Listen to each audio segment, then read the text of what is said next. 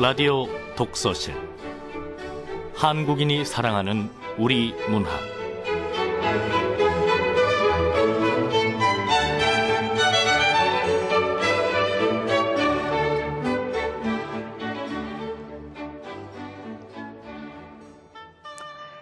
안녕하세요. 아나운서 김경란입니다. 휴식을 주는 여자, 용혜원. 그대와 함께 있으면 내가 갖고 싶었던 쉼터를 만난 듯 잔잔한 평안이 흐릅니다.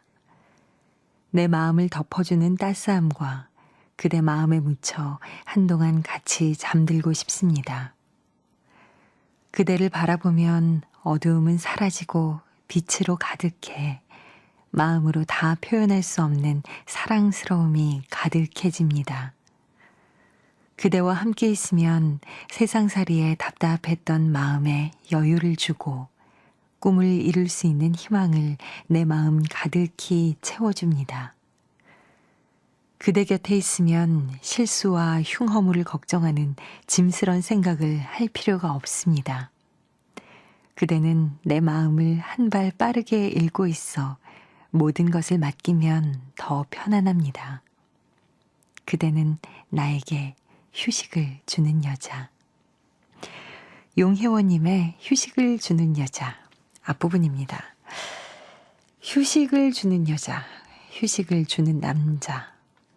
이런 사람의 공통점은 함께 있으면 편안하다는 것 아닐까요? 지금부터 여러분도 편안하게 함께 해주세요.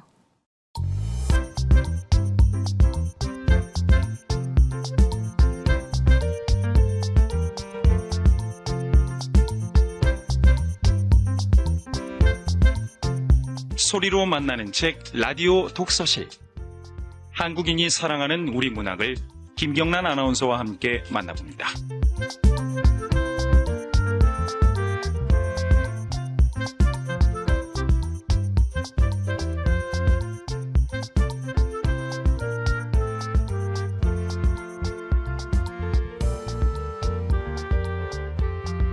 KBS 라디오 독서실 한국인이 사랑하는 우리 문학. 오늘은 채만식 작가의 레디메이드 인생 만나보겠습니다.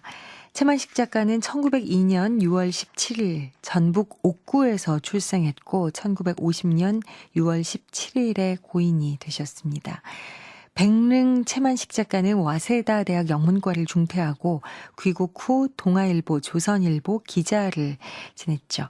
1925년 조선문단에 세길로가 추천되면서 등단했고 초기엔 화물자동차, 인형의 집 등 프로문학에 대한 동반자 성격의 작품들을 주로 발표했습니다.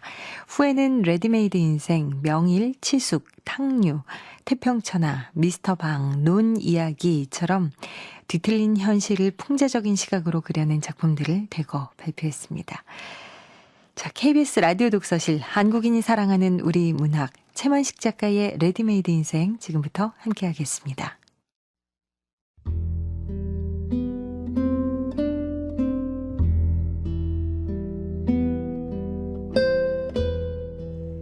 레디메이드 인생 채만식.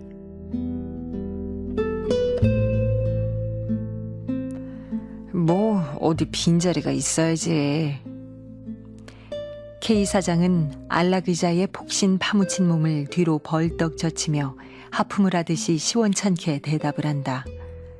이 K 사장과 둥근 탁자를 사이에 두고 공손히 마주 앉아 얼굴에는 나는 선배인 선생님을 극히 존경하고 앙모합니다 하는 비굴한 미소를 띠고 구변 없는 구변을 다하여 직업동량의 구걸 문구를 기다랗게 늘어놓던 피.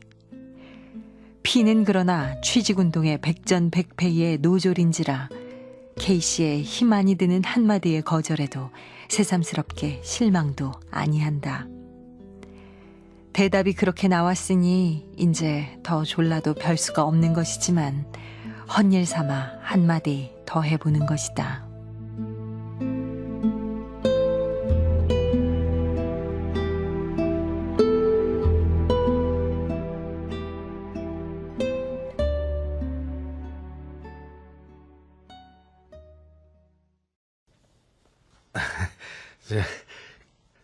그러시다면 지금 당장 어떻게 해주십사고 무리하게 조를 수야 있겠습니까마는 이 다음에 결혼이 있다든지 하면 그때는 꼭 결혼이 그래 나오나오대. 그러고 간혹 가다가 결혼이 난다더라도 유력한 후보자가 몇십 명씩 밀리 있어가. 응?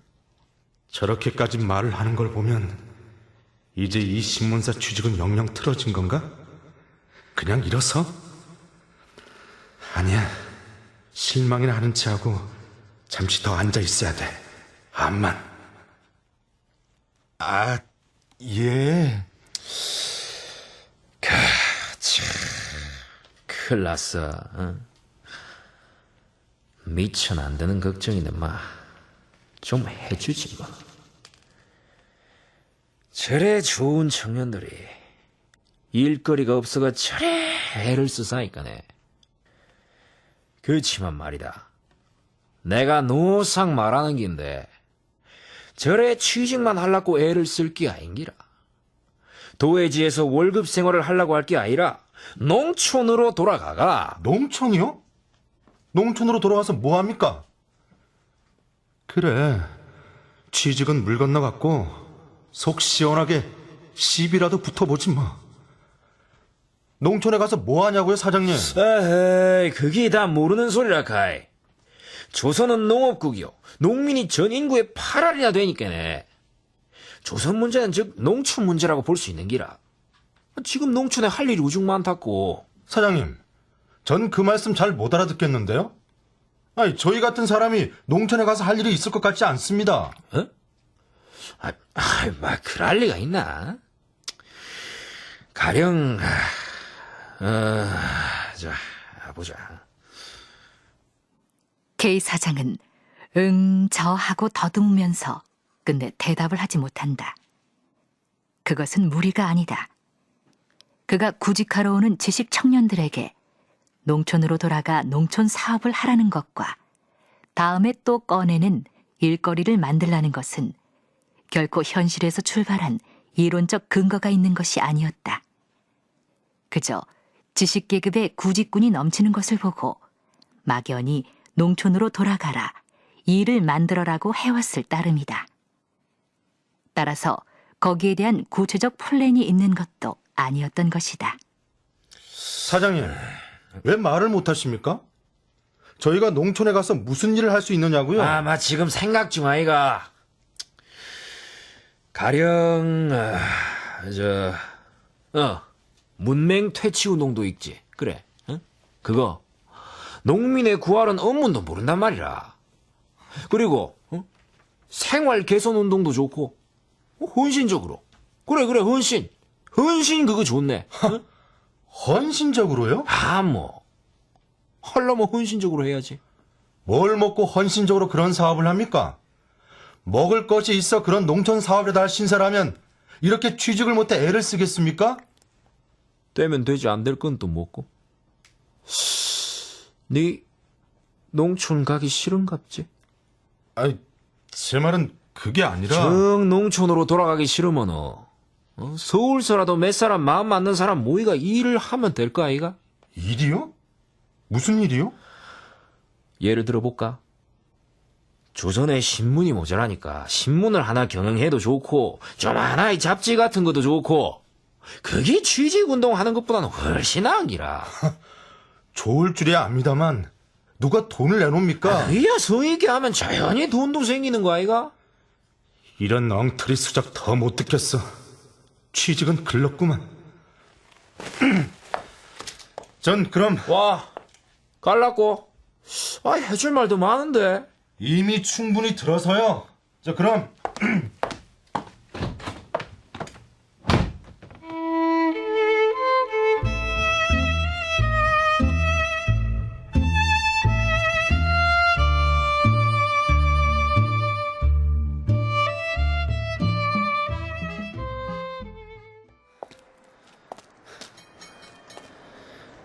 이제 어디로 가지?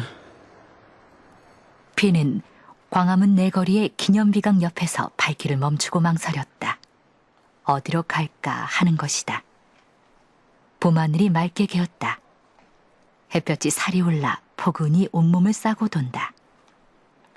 덕석 같은 겨울 외투를 벗어버리고 말쑥말쑥하게 새로 지은 경쾌한 춘추복의 젊은이들이 봄볕처럼 명랑하게 오고 가고 한다. 봄을 왜 여자라 그러게? 봄 되면 여자 옷부터 달라지니 그런 게지. 우리처럼. 우리 저거 구경하러 가자. 멋쟁이로 차린 여자들의 목도리가 나비같이 보드랍게 나부낀다. 그 오동보동한 비단 다리를 바라다 보노라니 비는 전에 먹던 치킨 커틀릿 생각이 났다.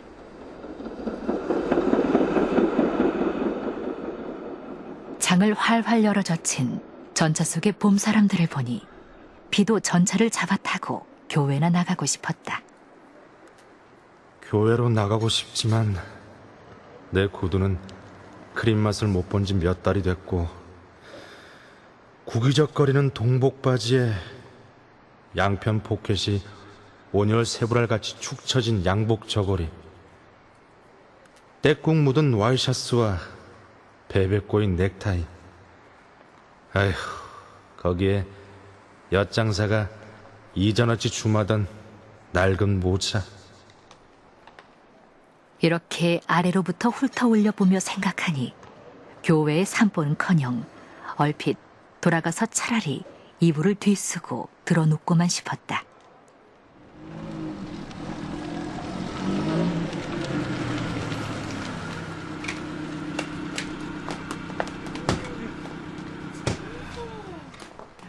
마침 기념비각 앞에 자동차 하나가 머물더니 서양 사람 내외가 내린다. 그들은 사내가 설명하고 여자가 듣고 하면서 기념비각을 앞뒤로 구경한다. 여자는 사진까지 찍는다. 신기합니다. 아니, 나 사진 찍겠습니다. 오케이. Say cheese. 치즈. 대원군이 만일 이 꼴을 본다면 비는 저절로 미소가 입가에 떠올랐다. 대원군은 한말의 돈키호테였다. 그는 바가지를 쓰고 벼락을 막으려 하였다. 바가지는 여지없이 부스러졌다. 역사는 조선이라는 조그마한 땅덩이 남아 너무 오래 뒤떨어뜨려 놓지 아니하였다. 갑신정변의 싹이 트기 시작하여 가지고 한일합방의 급격한 역사적 변천을 거쳐 자유주의의 사조는 김연에 비로소 확실한 걸음을 내어 디디었다. 자유주의의 새로운 깃발을 내어 걸은 시민의 기세는 등등하였다. 양반? 누구는 발이 하나길래 너희만 양반이라느냐? 법률 앞에서는 만인이 평등하다. 돈이 있으면 뭐든지 할 수 있다. 글을 배워라. 지식만 있으면 누구나 양반이 되고 잘 살 수가 있다. 제등 총독이 문화정치의 간판을 내어걸고 골고루 학교를 증설하였다. 여학생이라는 새 수거가 생기고 신여성이라는 새 여인이 생겨났다. 은행원이 생기고 회사 사원이 생겼다. 신문기자가 생기고 잡지기자가 생겼다. 인쇄소와 책장사가 세월을 만나고 양복점, 구두방이 늘비하여졌다. 인텔리 중에도 아무런 손끝에 기술이 없이 대학이나 전문학교의 졸업증서 한 장을 또는 조그마한 보통 상식을 가진 직업 없는 인텔리, 해마다 천여 명씩 늘어가는 인텔리가 아니었으면 차라리 노동자가 되었을 것인데 인텔리인지라 그 속에는 들어갔다가도 도로 달아나오는 것이 99%다. 그 나머지는 모두 어깨가 축 처진 무직 인텔리요, 무기력한 문화예비군 속에서 푸른 한숨만 쉬는 조상집의 주인 없는 개들이다. 레디메이드 인생, 수요에 닿지 않거나 갈 데가 없이 만들어진 사람들이다.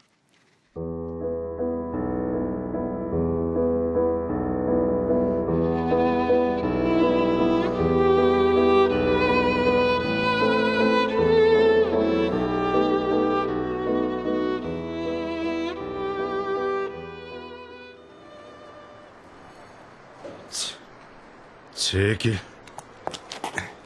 비는 혼자 두덜거리며 지금까지 섰던 기념비강 옆을 떠났다. 피는 자기 자신이고 세상의 모든 일이고 모두 짜증이 나고 원수스러웠다. 광화문 큰 거리를 총독부 쪽으로 어실어실 걸어가노라니 그의 그림자가 짤막하게 앞에 누워간다. 동십자가 옆에까지 온 피는 그 건너편 담배가게 앞으로 갔다. 담배 한 갑 주시오. 마코입니까? 뭐야? 날 훑어본 거야? 내 행색이 뭐 이상하나? 잔돈 대신 1원짜리 지폐를 꺼내? 혜태 주시오. 네. 자, 피는 저편이 무렴해하지 아니하는 것이 더욱 얄미웠다.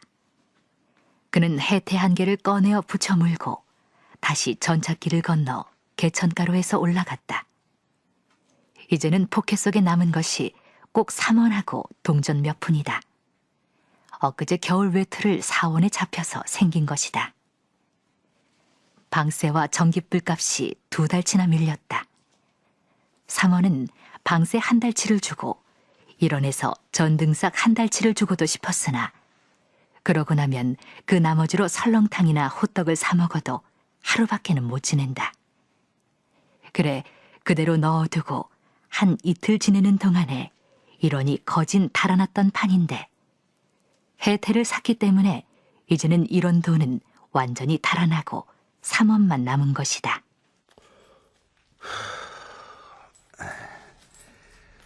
3원이 2배 곱하면 6원, 12원, 24원, 48원, 96원, 192원, 8원 모자라는 200원. 다시 400원, 계속 곱을 하면 153만 원. 153만 원. 그놈이 있으면 100만 원을 들여서 50전짜리 16페이지 신문을 하나 시작해? K 사장 엉엉 우는 꼴을 볼 수 있어. 응? 피는 늘 하는 버릇으로 이런 터무니없는 공상을 되풀이하였다. 그는 최근 이러한 공상을 하면서부터 취직을 시들하게 여겼다. 취직이 된 데짜 4, 50원이나 5, 60원의 월급이다. 그것을 가지고 빠듯빠듯 살아간들 무슨 아기자기한 재미가 있을 턱도 없는 것이다. 물론 그는 지금이라도 누가 한 달에 30원만 줄 끼겠네. 와가 일해볼 끼가? 아이고, 사장님. 고맙습니다. 감사합니다. 열심히 하겠습니다. 마치 줄인 개가 고기를 보고 덤비듯이 덮어놓고 덤벼들 것이다. 그러나 속으로는 그와 딴판으로 배포를 부리고 있는 것이다.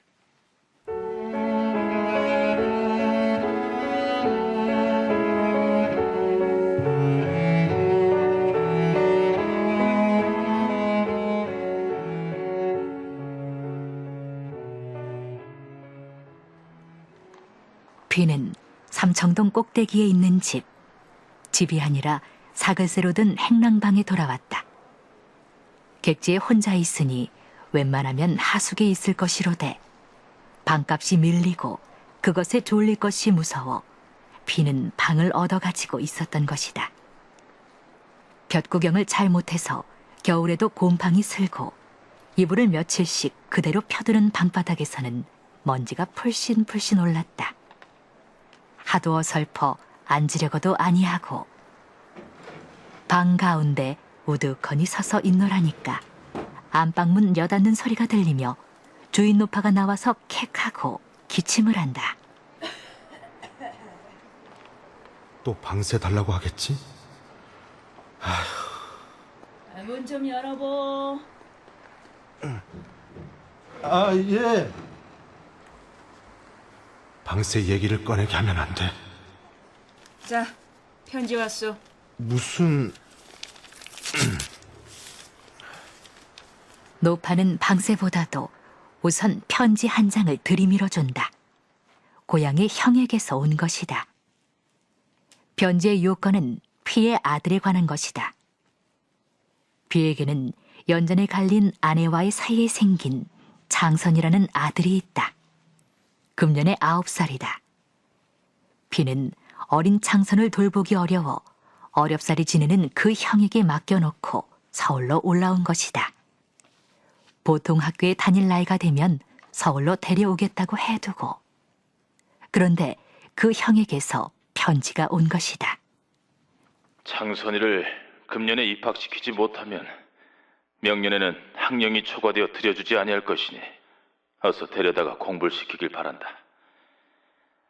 내가 가난하여 그 어린 것이 굶기를 밥 먹듯 하고 재주는 있으면서 남의 집 아이들이 학교에 다니는 것을 부러워하는 꼴은 차마 애처로워 볼 수가 없다. 여비가 몇은 변통되면 차를 태우고 전보를 칠 테니 정거장에 나와 데려가거라. 나도 웬만하면 객지에 혼자 있는 너에게 어린 자식을 떠맡기듯이 보내겠느냐마는 잘못하다가 그것을 굶겨 죽이겠기에 생각도 못하여 단행하는 것이다.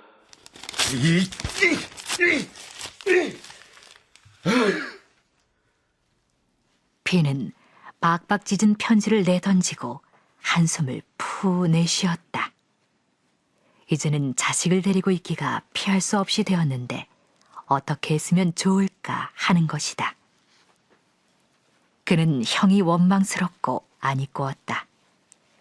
굳이 제 아비를 따라 보낸다는 것이 아니라 부득부득 공부를 시키라는 것 때문이다. 기왕 서울로 보내나 시골서 데리고 있으나 고생시키기는 일반이니 차라리 시골서 일찍부터 노동이나 시켰으면 피에게는 여러 가지로 좋을 것이었다. 체면? 공부? 죽어도 내 아들은 인텔리 만들지 않는다.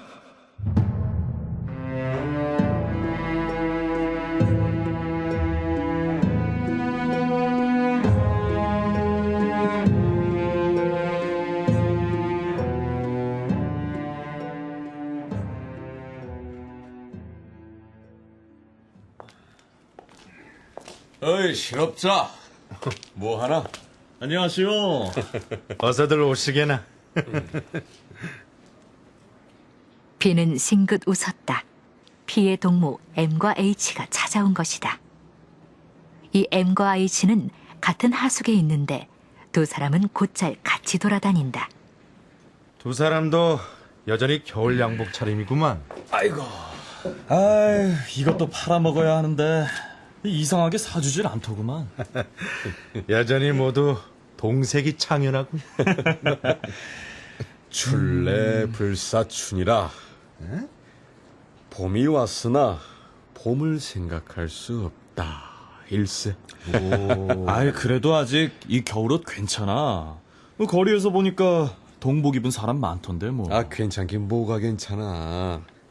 우리가 길로 돌아다니니까 사방에서 그냥 아이고 아야 비명 소리가 들리대. 비명?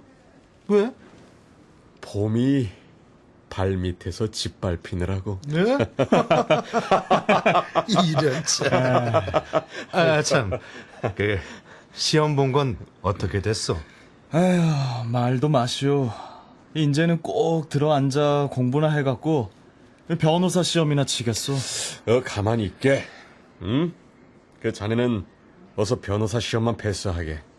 그러면 이제 내가 100만 원짜리 주식회사를 조직해가지고 자네를 법률 고문으로 내가 모셔옴세. 이것은 M이 늘 농삼아 하는 농담이다. M도 1년이나 취직운동을 하면서 지냈건만 그는 되레 배포가 유하다.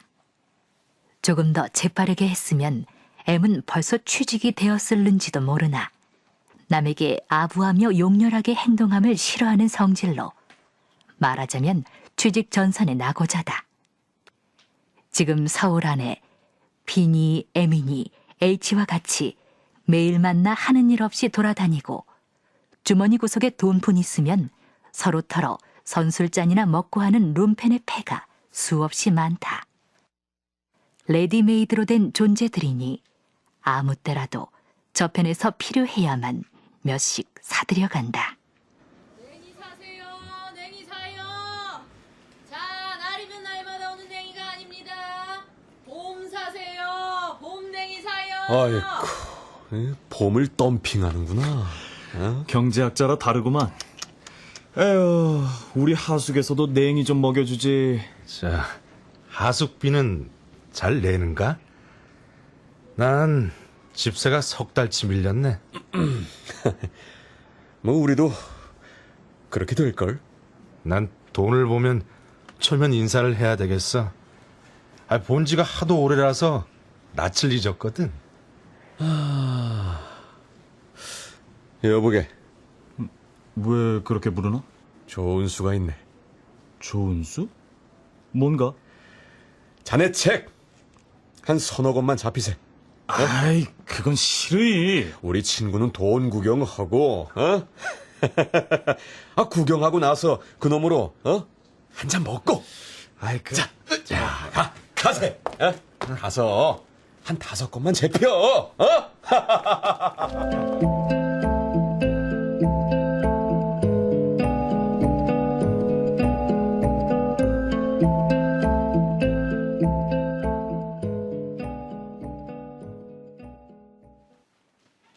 그날 밤 B와 M은 H를 졸라 그의 법률책을 잡혀 돈 6원을 만들어 가지고 나섰다. 선술집에 가서 웬간히 취하도록 먹은 뒤에 C라는 카페에 가서 술 2병을 놓고 자정이 되도록 노닥거렸다. 그곳에서 나올 때는 6원 돈이 2원 남았다.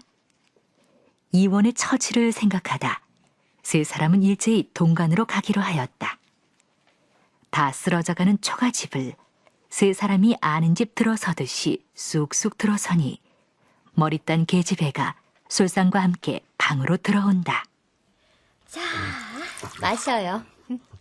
마셔. 응? 네, 진짜. 한 잔 더.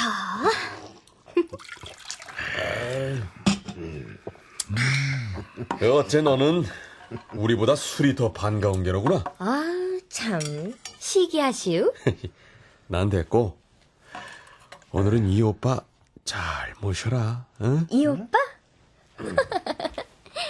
오빠. 얘가 왜 이래? 왜 이러긴 좋으면서. 브라보. 브라보. 좋기는 무슨.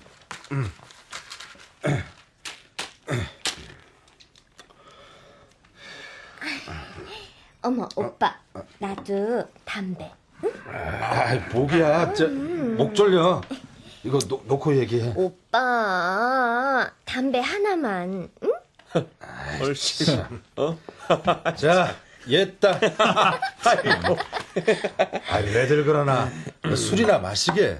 오빠. 오늘 자고 가. 응? 글쎄. 꼭. 응? 술은 4주전자가 들어왔는데 세 사람 손님은 2서너 잔씩밖에 아니 먹었다. 그 나머지는 다 계집애가 먹었다. 계집애가 술이 곤주가 되게 취해가지고 해롱해롱 까분다. 술값을 치르는 것을 보고 B도 따라 일어섰다. M이 몸뚱이로 슬쩍 밀어서 P를 방 안으로 들여보내고 뒤에서 계집애가 양복 뒷깃을 잡아당긴다.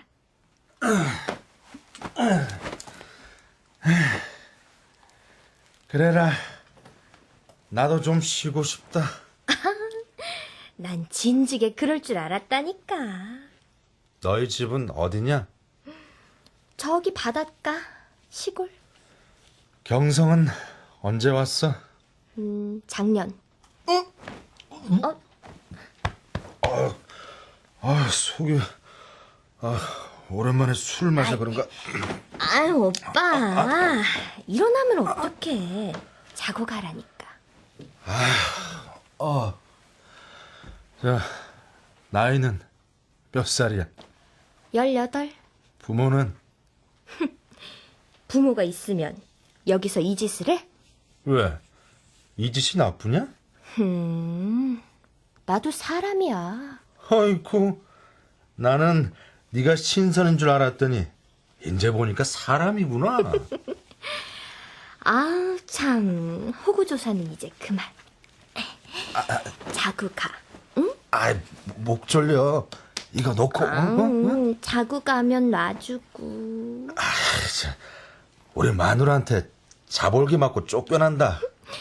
그러면 나한테 와서 나하고 살지? 여기 내 빚 80원만 물어주면. 빚이 80원이나 돼? 난 그만 가야겠다. 자고 가. 내가 반했어. 이거 놔. 안 놔. 자고 가요. 응? 자고 나 돈 좀 줘. 돈? 넌 내가 돈이 있어 보이니? 돈 소리가 절렁절렁 나는데 뭐. 그거야 잔돈 몇 개지? 자고 나 돈 조금만 주고 가. 응? 얼마나? 조금이라도 좋아. 50전. 아니 20전이 좋아. 뭐? 계집애의 말이 떨어지기도 전에 피는 불에 댄 것 같이 벌떡 일어섰다. 일어서면서 그는 포켓 속에 손을 넣고 있는 대로 돈을 움켜쥐어 방바닥에 획 내던졌다. 얘다 돈!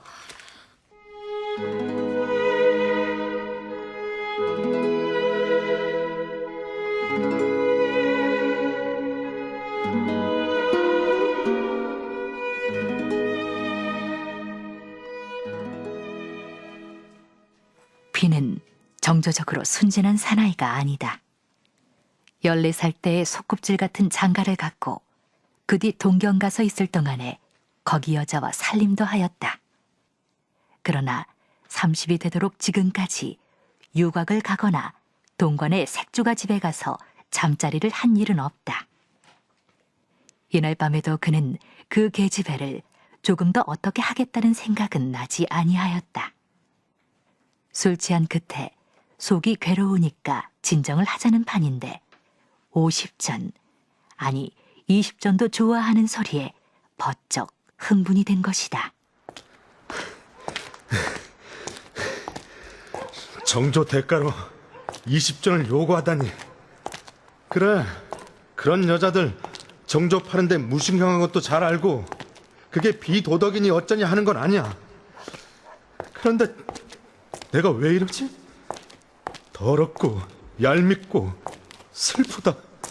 어허, 저기 오늘 여보시오, 한 통 내야겠네. 아이, 그러게. 장가 한 통 내야지. 아이고. 자, 난 그만 가야겠어. 왜 저래? 여봐. 비는 머리가 띵하고 속이 니역거리어 정신을 차릴 수가 없었다. 그는 두 친구에게 인사도 변변히 하지 아니하고 코를 벤 듯이 삼청동으로 올라왔다. 비는 이날 밤 자기의 행동을 어떻게 해석할지 몰라 괴로워하였다. 내일을 굶어야 할 그 돈이지만 돈이 아까운 것이 아니다. 정조값으로 20전을 주어도 좋다는데 왜 정조는 퇴하고 돈만 있는 대로 다 털어주었는가? 왜 눈에 눈물은 고였는가? 그러노니 쥐기가 새삼스레 더하여 영영 옷 벗을 생각도 잊어버리고 그대로 잠이 들었다.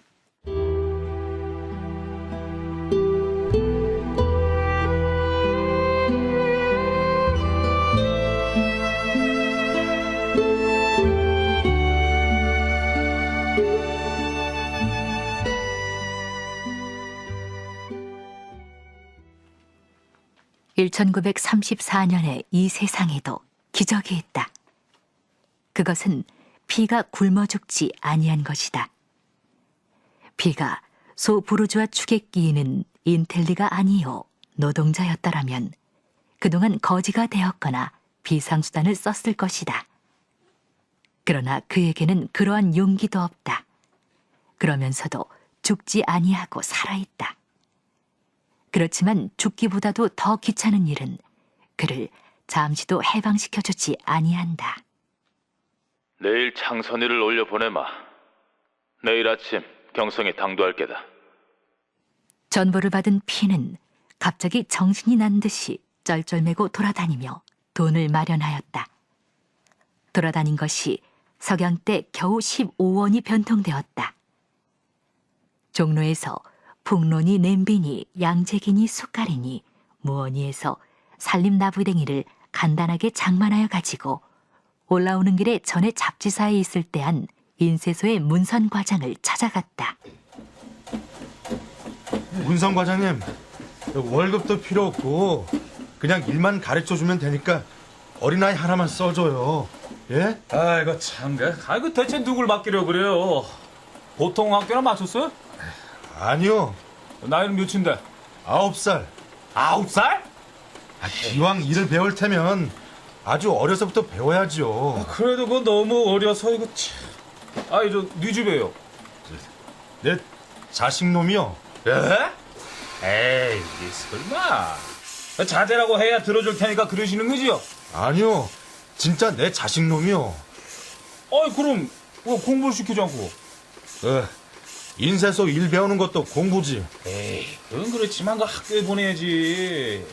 아이, 그 학교에 보낼 처지가 못 되고 또 보내봤자 사람 구실도 못할 테니까. 참나.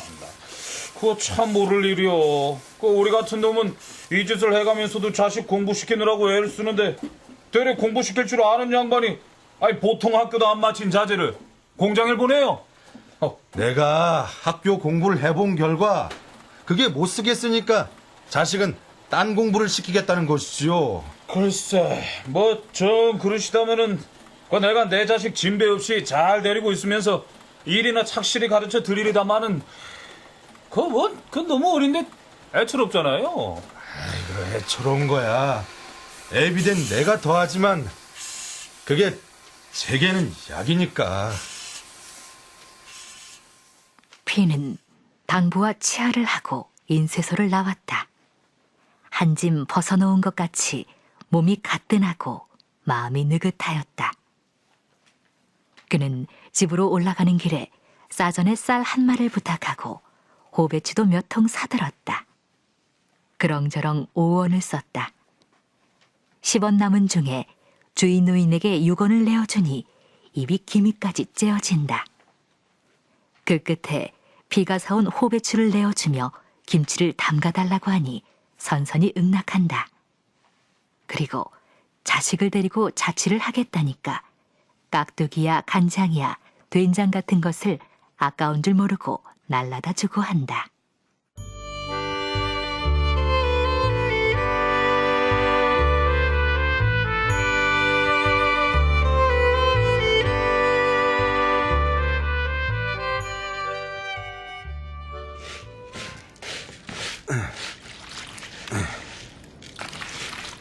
이튿날 전에 없이 첫 새벽에 일어난 피는 서투른 솜씨로 화롯밥을 지어놓고 정거장으로 나갔다.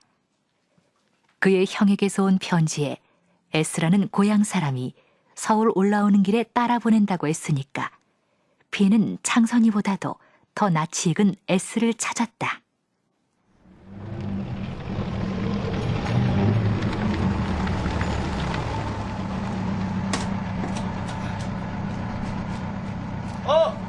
여기야 여기. 새까만 고쿠라 양복, 이화표 붙은 학생 모자 쓰고 보따리를 하나 들고 오는 저 아이.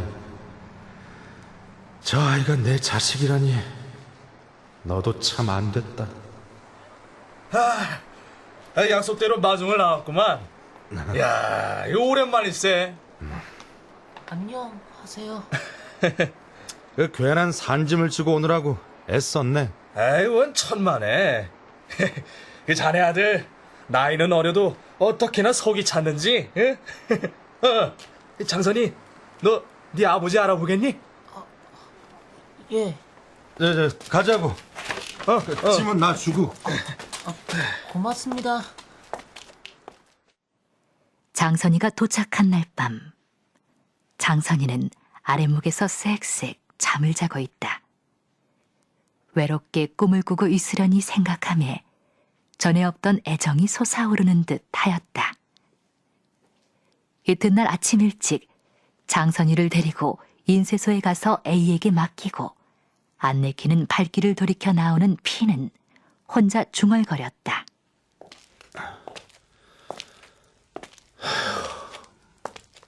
레드메이드 인생이 비로소 겨우 임자를 만나 발리었구나.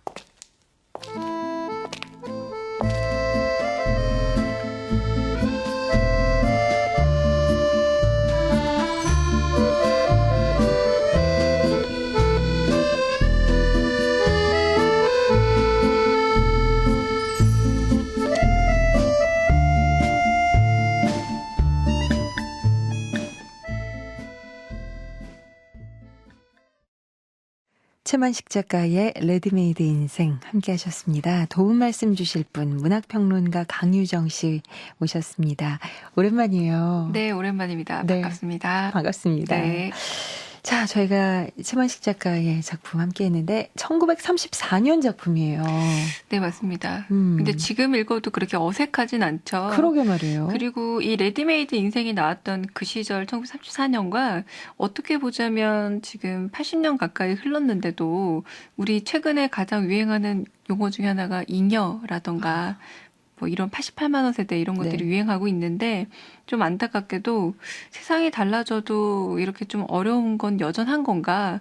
그리고 아마 지금 이 소설을 읽는 많은 20대들이 있다면 좀 이제 공감을 하며 읽지 않을까라는 생각이 들기도 했습니다. 맞아요. 이 제목 레디메이드 인생에 대해서는 이 작품 안에도 설명이 나와요. 수요에 닿지 않거나 갈 데가 없이 만들어진 사람들을 가리켜서 레디메이드 인생이라고 하는데 그러니까 이 작품의 주제가 이 제목에 들어있는 거예요. 네, 맞습니다. 그리고 그 당시로서는 아마 영어가 그렇게 익숙치 않았는데 레디메이드라는 말이 아마 아주 세련되게 들리지 않았을까라는 짐작이 약간, 되기도. 예, 레디메이드 하면 레모네이드 맞아요. 네, 네, 예, 네. 그러니까 뭐 기성품이라는 말보다 아마 이 당시 마구 들어오기 시작했던 새로운 근대 문명 가운데서 과거에 배웠던 지식들은 다 쓸모가 없고 그리고 새로운 지식들을 배웠다고 할지언정 자신의 수요가 없는. 근데 사람이 잉여라는 말 속에도 들어있지만 뭔가 공부를 하고 자기 수련을 하고 자기 개발을 할 때에는 이 개발의 어떤 노동력이 어딘가 쓰일 수 있겠다라는 기대감이라고 할 수 있을 텐데 이 레디메이드 인생이 나오는 얘기도 마찬가지입니다. 자기 개발을 하고 아무리 노력을 해도 세상에 그 이 쓰임으로 나가기 위한 출구 자체가 너무 그렇게 바늘귀처럼 작다 보니까 그것을 뚫고 나가기가 어렵다. 그럼 당연히 좀 절망을 하게 될 수밖에 없는데요. 이 최만식 작가는 이 절망이라는 소재를 굉장히 비탄 혹은 비극적으로 그려낸다기보다는 조금 냉정하게 아이러니컬한 시선으로 그려내고 있기 때문에 오히려 시대가 흘러서 지금 읽어도 현대적이라는 생각도 들고요. 그 당시의 삶을 좀 더 우리에게 객관적으로 보여주고 있는 그 소설이 되기도 합니다. 네. 이 작품을 보다 보면 하나 눈에 띄는 게 사람 이름 대신에 P, 뭐 M, H, K 이렇게 이니셜로 표시를 했어요. 근데 요즘에야 뭐 이니셜로 대신하는 작가들이 꽤 있습니다만은 당시에는 이걸 좀 파격적인 게 아니었을까 싶은데 뭐 의도가 있었을까요? 맞습니다. 소설이라는 것 자체가 이 당시만 해도 상당히 지식인 그룹들만 읽는 굉장히 지적인 읽음거리라는 게 또 드러나는 구절이기도 한데요. 이 P, 뭐 M, H, K라는 이니셜을 읽을 수 있는 아마 독자 그룹도 그렇게 많지는 않았을 거란 생각이 첫 번째는 들고요. 무엇보다도 이 레디메이드가 기성품이라는 의미라면 사실은 고유명사와 보통명사로 세 개가 나뉜다면 아마 보통명사들의 세계일 것 같아요. 그런데 우리가 보통 공산품으로 사는 물건들, 이를테면 뭐 볼트, 너트 이런 것들을 보면은 고유명사가 아니라 보통명사로 늘 불리잖아요.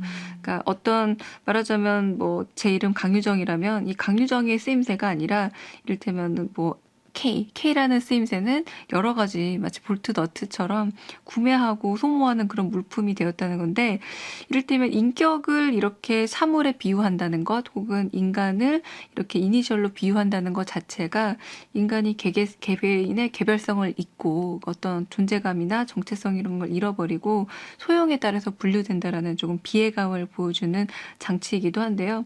굉장히 탁월한 문학적 장치라고 할 수 있을 것 같아요.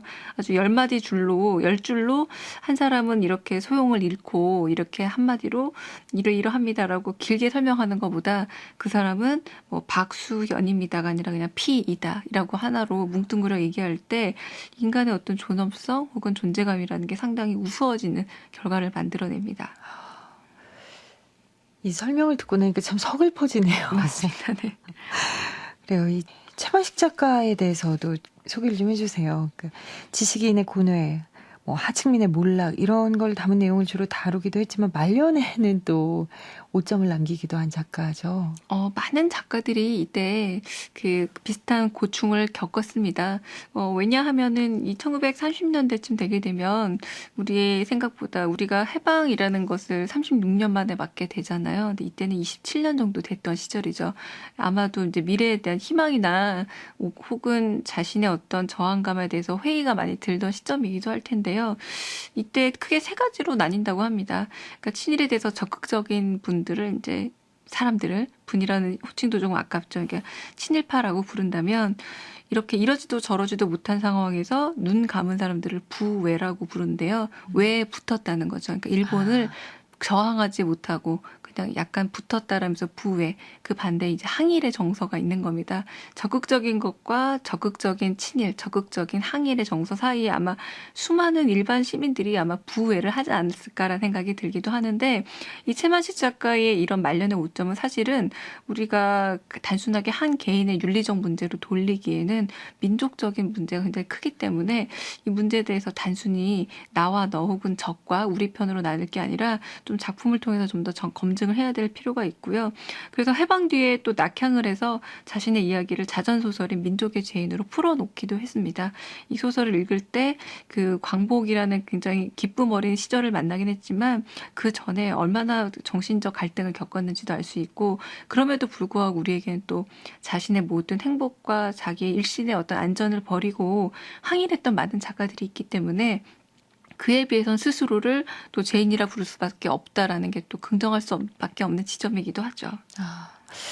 그래요. 이렇게 최만식 작가의 작품, 이게 몇 년 전 작품이에요. 그러니까 벌써 한 70년이 다 돼가는, 예, 70년이 넘었네요. 그러고 보니까 참 이렇게 오래전 작품을 만나보고 또 강유정 선생님의 해설과 함께 들으니까 아주 더 풍성한 시간이 됐습니다. 오늘 말씀 감사하고요. 나와주셔서 고맙습니다. 네, 감사합니다. 지금까지 문학평론가 강유정 씨와 함께 이야기 나눠봤습니다. KBS 라디오 독서실 최만식 작가의 레디메이드 인생 함께 하셨습니다. 음악 이강호, 효과 안익수, 윤미원, 김기평, 기술 김남희, 극본 서현희, 제작 김은비, 진행의 아나운서 김경란이었습니다.